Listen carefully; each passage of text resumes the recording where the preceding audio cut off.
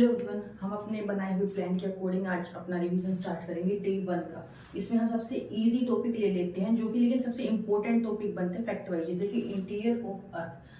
हम सबको अब तक तो इतना प्रैक्टिस करते हुए पता चल ही गई है कि हम इंटीरियर ऑफ अर्थ में क्या पढ़ते हैं। ये 3 इसकी लेयर होती है, क्रस्ट, मेंटल, कोर। लेकिन कई बार ऐसे फैक्चुअल क्वेश्चन बनते हैं घुमा के, हम ध्यान नहीं आता कि कैसे इसका आंसर होना चाहिए, कि एस्टेनोस्फीयर कहाँ पे है, ये सेमी मोल्टन स्टेट में क्यों है। अब होना तो अब खुद इमेजिन करो, मेरी अर्थ के नीचे एक ऐसा पार्ट है बीच में जो लिक्विड है, एक पार्ट ऐसा है जो सॉलिड है।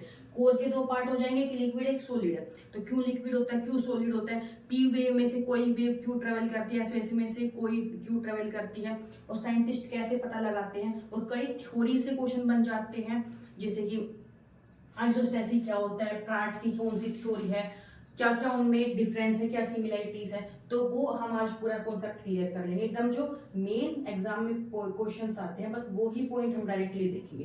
देखो, सबसे पहले हमारा क्रस्ट आता है, इसमें हम क्या देख लेंगे, मेनली इसमें क्या होता है, सिलिकेट रॉक्स होती है। ये 5 से 70 किलोमीटर तक होता है, थिनेस्ट लेयर है। फिर इसको भी हम 2 पार्ट में डिवाइड कर देते हैं, कॉन्टिनेंटल क्रस्ट, ये होती है हमारी 30 से 70 किलोमीटर तक। फिर इसमें सिलिकॉन और एल्युमिनियम होता है, इसलिए हम इसका क्या नाम दे देते हैं, सियाल। जैसे मेजर रॉक्स कौन सी होती है, ग्रेनाइट। ओशियनिक क्रस्ट में क्या होता है, इसकी होती है डेप्थ 5 से 10 किलोमीटर तक। देखो, क्योंकि ये हमारा मान लो कॉन्टिनेंट है, यहाँ पे हमारे पहाड़ भी होंगे, ये ओशन थोड़ा नीचे, तो इसकी डेप्थ देखो कम है और इसकी ये थोड़ी ज्यादा हो गई। इसमें क्या होगा, सिलिकॉन और मैग्नीशियम, तो इसको सीमा बोलते हैं, हम कंफ्यूज रहते हैं। देखो, SI दोनों में सेम है, हमें क्यों कंफ्यूजन रहता है, सियाल ऊपर है सीमा नीचे है। तो देखो, Al एल्युमिनियम, ए से अल्फाबेटिकली ए पहले आता है, एल्युमिनियम एम बाद में आता है। तो हम क्या याद रखेंगे, ये पहले आ रहा है सियाल, एम में बाद में आ रहा है। और नीफे का तो सबको पता ही है, वो सबसे लास्ट में कोर को हम बोलते हैं, क्यों, NiFe नीफे, क्योंकि इसमें क्या होता है, निकल और आयरन होता है। ऐसे हम अपने आ जाते हैं मेंटल पे। मेंटल होती है हमारी 35 से 2900 किलोमीटर तक। ये क्या होता है, मेन सबसे ज्यादा वॉल्यूम होता है, 84% यही होता है। सबसे पतली ये थी, ये सबसे चौड़ी लेयर है, ये बीच की है। इसमें सिलिकेट मिनरल क्या क्या होते हैं, आयरन और मैग्नीशियम। इसमें जो होता है, जो अपर लेयर है मेंटल की, ये हमारे स्टेनोस्फीयर होती है। ये कैसे होते हैं, सेमी मोल्टन होते हैं, प्लास्टिक नेचर। जो हमारी प्लेट मूवमेंट हो रही है ना, वो इसी के लिए हो रही है। हम कहते हैं ना कि इंडिया पहले यहाँ था, प्लेट्स है वो मूव कर रही है, तो इसी के ऊपर प्लेट मूव कर रही है, क्योंकि एक तरह से सेमी मोल्टन लेयर है। फिर हमारी आ जाती है कोर। इसकी हमारी डेप्थ कितनी है, 2900 से 6371 किलोमीटर तक। इसमें मेन आयरन निकल हो जाएगी, तो नीफे इसका नाम हो गया। फिर इसमें आउटर ये लिक्विड होती है, और इसी की वजह से मैग्नेटिक फील्ड होता है। हम कहते हैं ना मैग्नेटिक फील्ड घूम रहा है, क्योंकि देखो लिक्विड है, इसमें मेन क्या है, आयरन है, और आयरन की वजह से मैग्नेट का फील्ड क्रिएट होता है, वो घूमता रहता है एक तरह से। फिर सेकंड इसका इनर वाला कोर, ये क्या हो जाएगा, सॉलिड है। सॉलिड क्यों, हायर प्रेशर की वजह से। देखो, अंदर इतना ज्यादा टेम्परेचर है, जो हमारा यहाँ पे जितनी भी चीजें थी वो सारी की क्या है, मोल्टन फॉर्म में हो गई, पिघल जाएगी एकदम हाई टेम्परेचर पे। इसीलिए क्या है, ये लिक्विड है। होना तो फिर इस हिसाब से ये भी लिक्विड चाहिए, लेकिन इसमें क्या होगा, इसमें इतना ज्यादा प्रेशर पड़ रहा है, ये देखो इतना सारा वेट इसके ऊपर पड़ता है, प्रेशर इतना लग गया कि सॉलिड हो गई। ठीक है, तो हर चीज के पीछे से रीजन होता है। तो हमारा क्या है, डिसकंटिन्यूटीज। इसमें से ना बहुत बार ये देखो रिपीटेड क्वेश्चन बनता है कि सैन एंड्रियास फोल्ट किस प्लेट बाउंड्री पे बनता है, कहाँ पे बनता है, और नाम देके एग्जांपल सीधे पूछते। देखो, सबसे पहले हम ये आ जाती है किसके बीच में कौन सी डिसकंटिन्यूटी है, तो हम इसको ट्रिक से याद करेंगे। देखो, ऐसे याद रखो, CM राहुल गांधी, ठीक है, और L से लोहमैन है। तो सबसे पहले CMRG, CM Rahul Gandhi, Lohman है। ठीक, तो सबसे पहले अपर क्रस्ट और लोअर क्रस्ट के बीच में कॉन्राड।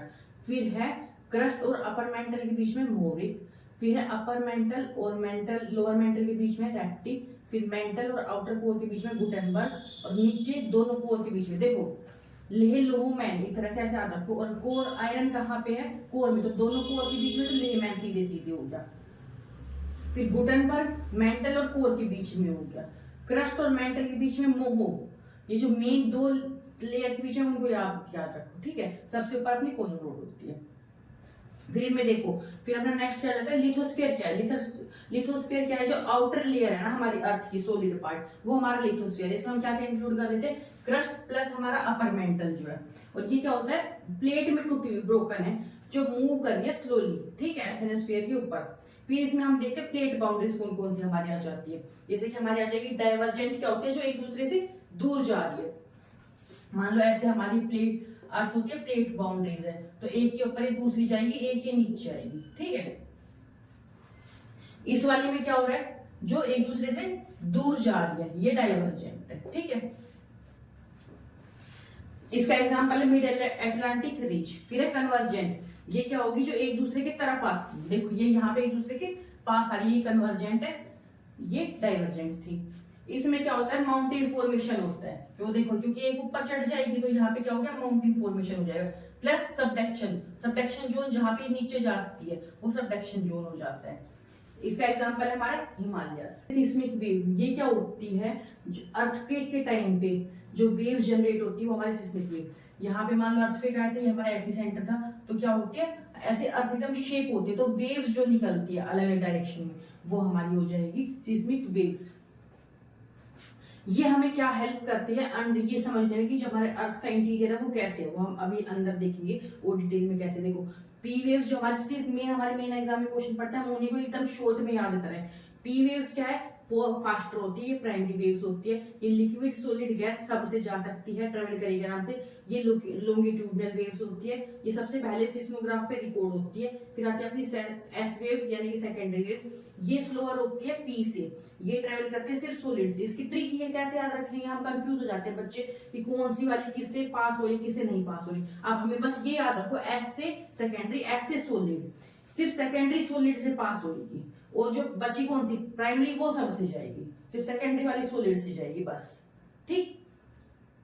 फिर आ जाएगा हमारा शेडो जोन। क्या होता है शेडो जोन, मतलब कि शेडो आप समझते हो, शेडो है जहां पे कोई भी वेव नहीं आ रही है, वो चीज शेडो जोन। क्या इसका रीजन क्या है होने का, जो हमारा आउटर कोर है ना वो लिक्विड में है, और ये हमारा क्या प्रूव करता है कि अर्थ की जो कोर है वो लिक्विड आउटर वाला। देखो ये हमारी अर्थ थी, ये आउटर कोर लिक्विड में है, ये इनर कोर सॉलिड में है, जो हमने अभी देखा था प्रेशर की वजह से। तो ये यहाँ से वेव जनरेट हुई, ये ब्लू वाली जो है वो हमारी क्या है, पी वेव्स है।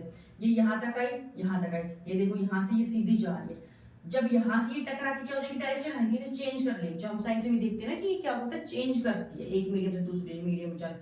ये नहीं है वो वापिस गई है, लेकिन जाएगी अपने यहाँ तक गई नहीं, ठीक है। ऐसे ही इधर तक 105 डिग्री से लेकर 140 तक ये नहीं जाती, फिर आगे ये मिलती है डायरेक्शन चेंज करके, पी वेव्स। फिर हम एस वेव्स देखेंगे, एस वेव ये सॉलिड से आगे टकरा के वापस जाएगी नहीं, तो एस वेव सिर्फ यहाँ तक हमारी जो ब्लैक वाली लाइन है ये हमारी एस वेव्स है। देखो 105 से 140 तक यहाँ इस जोन में हमारी कोई सी भी वेव डिटेक्ट नहीं हुई है। हम क्या करते हैं, छोटे छोटे ऐसे मेजर करने के लिए हम अपने एक तरह से यूं समझ लो मशीन लगा रखी है हमने, सिस्मिक स्टेशन बना रखे, जो हम कहीं पे भी अर्थक्वेक आता है उनको मेजर करता है कि कहाँ पे अर्थक्वेक आया है, यहाँ पे कितनी इंटेंसिटी में आया है। तो यहाँ पे जो सिस्मिक स्टेशन लगे हुए थे ना, वहां पे कुछ रिकॉर्ड ही नहीं हुई कैसी भी टाइप की वेव्स, ठीक है। और जो सिस्मिक स्टेशन 140 डिग्री से 140 तक यहाँ तक लगे हुए थे, वहां पे क्या है, सिर्फ हमारी पी वेव जो है वो दिखाई दी गई है, और यहाँ पे यहाँ से यहाँ तक 105 से 105 तक यहाँ पे दोनों वेव दिखाई दी है।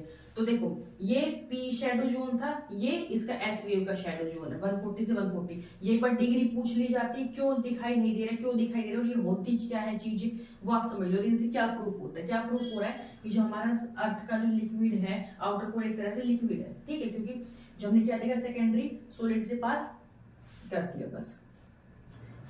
देखो थ्योरी ऑफ आइसोस्टेसी में हम क्या देखते हैं कि अर्थ ने जो अर्थ की क्रस्ट है उसने कैसे बैलेंस मेंटेन कर रखा है। हम ये देखते हैं ना, ऊंची ऊंची बिल्डिंग्स है या ऊंचे बहुत माउंटेन है, हम मेन तो क्या देखते हैं, ग्रेविटेशन की वजह से उसको नीचे गिर जाना चाहिए, लेकिन उन्होंने अपना बैलेंस मेंटेन कर रखा है। जैसे हम क्या देखते हैं, हम कोई भी अपना घर ही बनाते हैं तो घर में क्या कहते हैं, नीचे नींव बनाते हैं, हम कहते हैं ना जितनी नींव मजबूत होगी उतना स्ट्रॉन्ग घर बनेगा। तो बहुत ऊंची ऊंची हम बिल्डिंग में बना देते हैं आज के टाइम पे, लेकिन मेन हम कहाँ पे ध्यान देते हैं, उसके नीचे फाउंडेशन स्ट्रॉन्ग बनाए, ठीक है, ताकि वो मेंटेन रहे चीजें।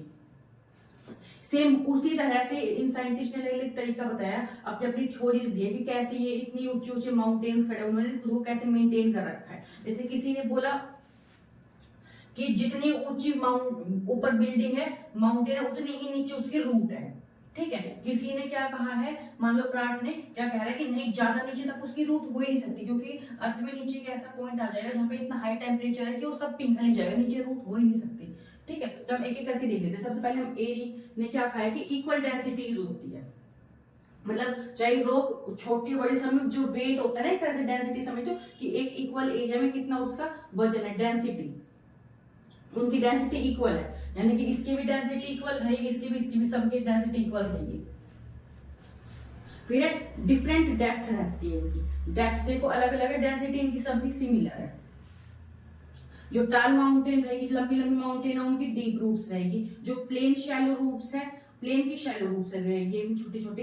एग्जांपल इन्होंने दिया आइसबर्ग फ्लोट करते हैं वाटर में, आपने देखा होगा ना ऐसे पानी में क्या बड़े बड़े आइस की जो वो शिला होती है वो ऐसे तैरती रहती है। तो क्या होता है इसमें, जितनी ऊपर जो आइस का टुकड़ा है ना पानी के ऊपर, उतना ही आइस नीचे। आप गिलास में भी पानी लो, उसमें बर्फ तैरा के देखो कि जितनी बर्फ ऊपर पानी के ऊपर तैरे उतनी ही नीचे तैरेगी। इन्होंने उसका एग्जांपल लेके इन्होंने समझाने की कोशिश किया। फिर आते हैं प्राट का, इन्होंने कहा नहीं इतनी नीचे हो ही सकती कि जितना ऊंचा माउंटेन हिमालय कितना ऊंचा है, इतनी नीचे जा ही नहीं सकती, नीचे इतना अर्थ का ऐसा टेम्परेचर आ जाएगा कि वो नीचे पिघल जाएगी। तो इन्होंने क्या बोला कि सब की एक इक्वल डेप्थ होती है। इन्होंने क्या डेंसिटी अलग होगी, जो ज्यादा ऊंचे है ना वो हल्की होगी, और जो नीचे प्लेन वाली है वो थोड़ी गहरी होगी, डेंस होगी।